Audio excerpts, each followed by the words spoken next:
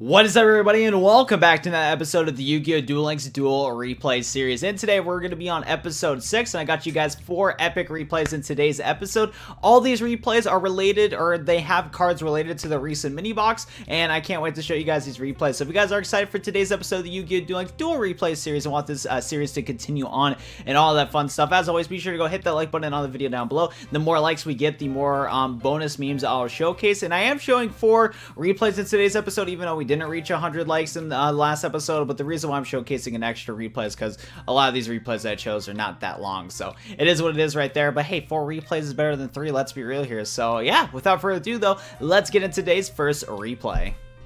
Okay, so the first replay I'm going to be showing you guys in today's episode is from my boy August. He is one of my user members, so it's the least I can do to showcase one of his replays. And this replay is using a Golden Castle deck versus Karakuris. So let's go check out this replay. Sadly though, this bad lad's playing Weevil Underwood, and I'm not a big fan of that, but it is what it is right here. This replay was pretty interesting, and it was a replay related to the previous box, so I thought it'd be nice to showcase it nonetheless. Anyways, we got an opening hand of just some memes right here. Parasite Infestation activating. I'm sorry, I don't like... Why are you using Weevil, homie?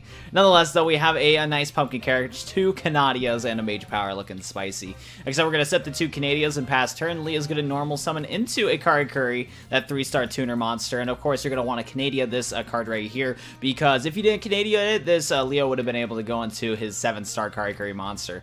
Unless, though, we're going to activate that Golden Castle Stormberg, and we're going to use its effect to special summon the Princess, aka Cinderella. Cinderella's going to special summon the pumpkin carriage, and then Cinderella's going to go add from the deck to the to Cinderella with Glass Slippers, combo it off with the Mage Power to spice it up from that right there. Next up, we're going to go for that spicy direct attack of 3,300 points of damage. I forget which card lets you attack directly, but it's either Glass Slippers or Princess that's able to attack directly. But yeah, it's really good right there. Next up, Leo's going to draw. He's going to activate his Karakuri Autonomy, flip open his 1 Karakuri monster, and then goes use level augmentation to level up his level 3 tuner with, yeah, he's going to use level augmentation to level up his tuner monster to get it up 2 more levels, and he's going to normal summon his level 2 Karakuri, so then he can go into the special summon of the 7-star Karakuri boy, which we're going to see real quick. Except he's going to activate another Autonomy.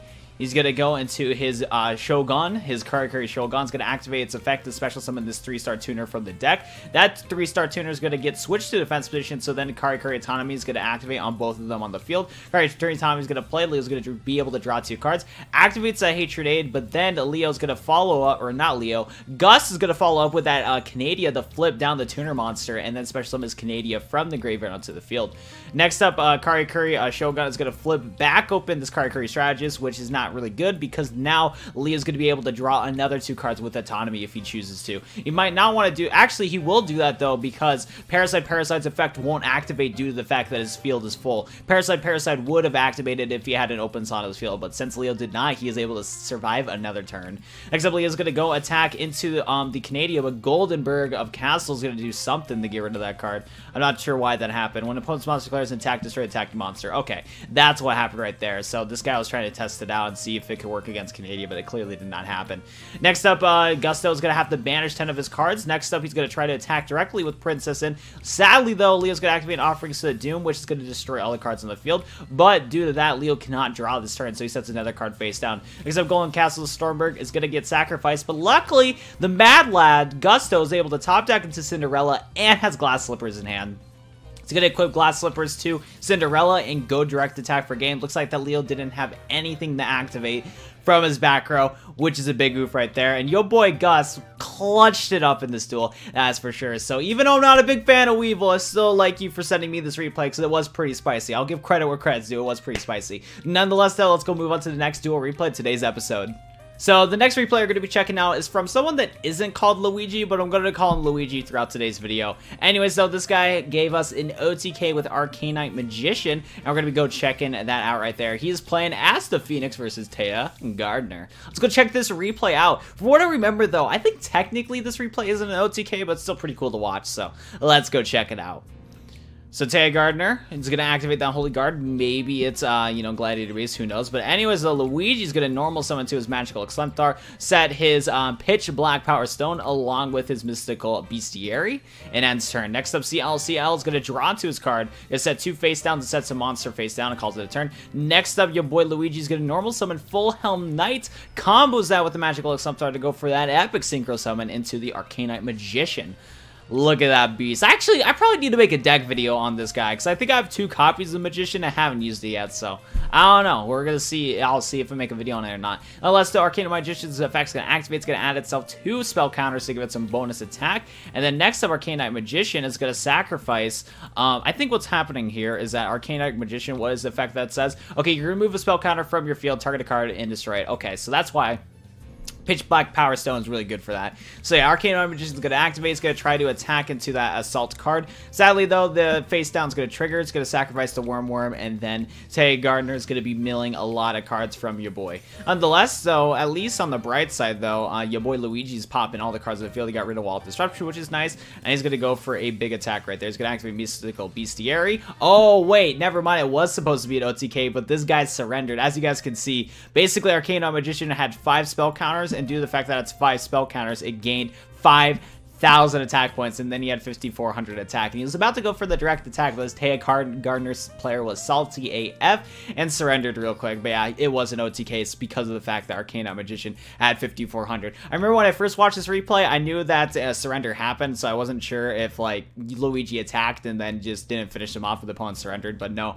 he was able to go for the OTK. It's just the opponent was he just surrendered right there. So that was a sick replay. Thank you so much for sending over that OTK. That was honestly sick. Let's go move on to the next duel replay. So the next replay we're going to be checking out is from Rex. He showcased a replay that is Power Tool versus Madolche's. And I'm going to be honest, this is the closest you guys are going to get from a Madolche video from me when it comes to these replays. Maybe I'll do a Madolche video special for all of you Madolche players out there. But I've said this multiple times in my streams. I'm not the biggest fan of Madolche's because they look like a bunch of lolis, and lolis are bad. At least when you loot them. Don't loot lolis. That's just rude. Anyways, though, we're going to be checking out Akiza's activating the What Grows in the Graveyard. We have your boy we have Leo, aka Rex, going to be using the Power Tool. And as you guys can see, Akiza's already popping off. Normal summons this Madolche right here. Actually summons Putting Princess.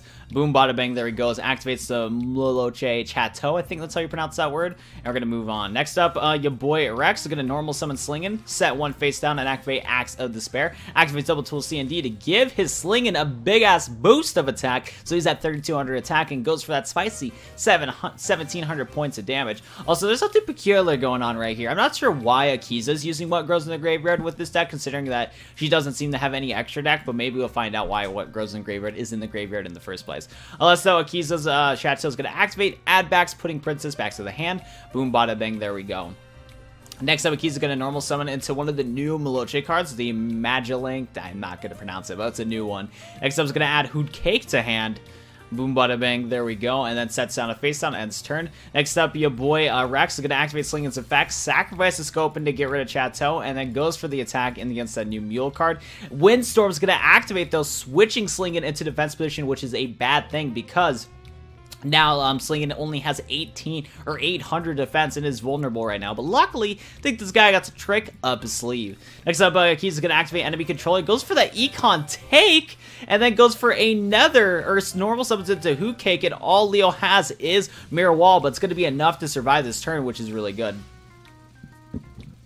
Next up, Leo's going to draw. Mirror Wall is gone. And next up, he's going to go for the Synchro. Someone was scoping and slinging to go into ya boy, Power Tool Dragon. Or at least that's what I'm guessing what it is. Yep, it's Power Tool Dragon. Looking spicy. We're going to be going and checking out this epic animation right here, which is nice. I'm going to be honest, I like Power Tool's animation. It's really sick. I love the background visuals, and I like how the yellow pops out when it comes to like kind of the background right there. And there you go, it's Power Tool Dragon coming onto the field. Activates its effect to add another Double Tool C and D or Mage Power. That's understandable. And he gets Double Tool C and D, sets down his Draining Shield, activates Double Tool C and T, and it goes attack into Hoot Cake. Does 1,800 points of damage. Hoot Cake's going to get sent back into the deck, and we're going to see what Akiza does. Akiza just switches their Madolche to defense position and sets a card face down. Next up, Power Tool Dragon's effect's going to activate. Going to try to add another equipped card from the deck to the hand. Next up, we're going to get Mage Power. We're going to see Mage Power get equipped to Power Tool Dragon to give Power Tool Dragon 4,800 attack points. And we're going to go attack into that. I'm surprised, though, that Leo did not summon Slingin'. I'm actually really confused by that. Anyways, though, we're going to see he's going to go into Selfon. Selfon is going to get Flood gated, and then Double Tool C&D is going to go for the swing right there. Yeah, I'm surprised he didn't go for Slingin', but maybe he predicted that the person had a Floodgate. I don't know what it is, but Canadian's going to activate. Canadian's going to get rid of both of the equipped cards. He's going to set another face down. He's going to flip open Power Tool Dragon yet again. Not summon it to Slingin' yet, and due to this, and this is really bad, because now what's going to happen here is Power Tool Dragon's going to get banished by Dimensional Prison. Next up, the Madolche Putting Princess is going to get on back into the field. Drain Shield's going to activate, and then next up, he's going to summon Morphotronic Radion. Dimensional Prison yet again. This Putting Princess won't die. Except a Madolche Chateau is going to activate, sends Madolche to the deck from our graveyard to the deck. Putting Princess is going to get rid of the back row, and I don't know what Leo's going to do right here, but I think he's going to go for another Synchro Shulkin. Yeah, I think he's going to go for another Synchro Shulkin. No, he's not going to go for the Synchro Shulkin. He actually sacrificed his 200 monsters to get rid of Putting Princess, and then he won right there. I'm not a Power Tool player, or nor am I a Morphotronic player. I was really confused why Rex never summoned it to Slingin'. Maybe he had an ulterior motive and plan and maybe wanted to summon another Power Tool Dragon. I'm not really too sure, but nonetheless, he did win this duel, and that's what matters. Let's go move on to the last and final duel of today's episode. So the last replay we're going to be checking out in today's episode is from TopRamen Ninja, and he's giving us a PSA to read the freaking cards. I need to work on reading my cards if I'm going to be honest. But nonetheless, we'll go check out this epic replay from TopRamen. He's playing the Hassleberry Boy versus Joey Wheeler. TopRamen's going to be going first, it looks like, as Hassleberry. And Joey's going to be activating Grit, and looks like the opening hand is pretty interesting. What deck is TopRamen playing? Anyways, he activates his Down DNA, uses Unexpected Eye to special summon a Gemini Elf, normal summons Full Helm Knight, and then sacrifices Gemini Elf to special summon into Silent Magician. Joey, literally all Joey's going to do is just go set one card face down and just pass his turn. Next up, TopRamen is going to normal summon his Full Helm Knight, sacrifices the Silent Magician and Full Helm Knight to go into an Arcanite Magician. Arcanite Magician is going to activate and give it some spell counters, then he's going to follow up with Power of the Guardians, uses Power of the Guardians to, or basically uses Arcanite Magician's effect to get rid of Gokimaru All, and it goes for the direct attack for 1900 points of damage, then falls out Full Helm Knight, goes for another 1300 points of damage. Next up, Joey Wheeler is going to normal summon into Ice, uses Ice's effect to discard a, basically Maximus to try to get rid of Arcanite Magician, but luckily right there Arcanite Magician is going to keep sacrificing spell counters to not get destroyed. And then last but not least, Joey Wheeler is going to summon into Maximus, try to get rid of Full Helm Knight. Power of the Guardians is going to activate, and it's going to protect Arcanite Magician for another turn. Boom, bada bang, there we go. This boy's taking a lot of damage, but luckily, yeah, what just happened?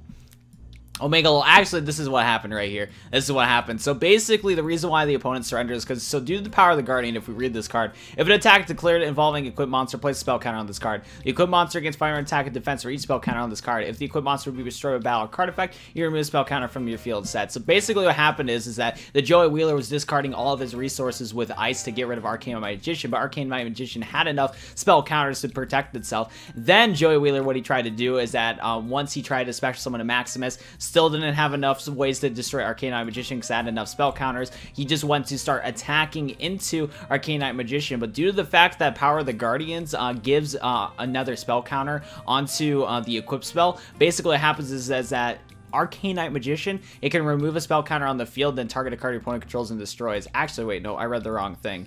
Basically, the monster would not get destroyed. Yeah, if you use Power of the Guardians, the monster wouldn't get destroyed for each time a spell counter is happening. So, of course, Joey would attack into the Arcanite Magician, the spell counter would get added to Power of Guardians, and then the player would remove Power of the Guardians to protect itself, and then the monster stayed alive. And since Joey Wheeler didn't have Diamond Core to protect his Iron Core monsters for that turn, at the end of his turn, all the Iron Core monsters would have been destroyed, and then, yeah, Joey just surrendered because he knew he wasn't able to win from there on out. So good job right here. Read the cards, boys, but at the same time, I don't read cards, so there's that right there. I mean, hell, I was so confused on what even happened in this replay, and I don't even know the, like, full logistics of it, so you know that I don't read cards, but it was still a sick replay. It was actually a really interesting and complex replay at the same time, too, and only high IQ people, unlike myself, can understand it. Nonetheless, though, let's go to the outro of today's video.